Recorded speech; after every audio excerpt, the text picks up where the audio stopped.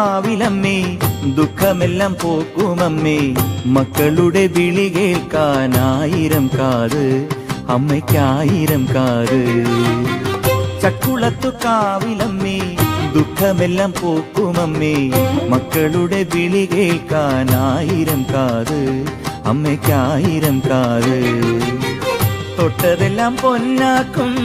ഇഷ്ടവരദായിനി നിൻ മുത്തുകൂട നിവത്തുന്നു നീലവിണ്ണ്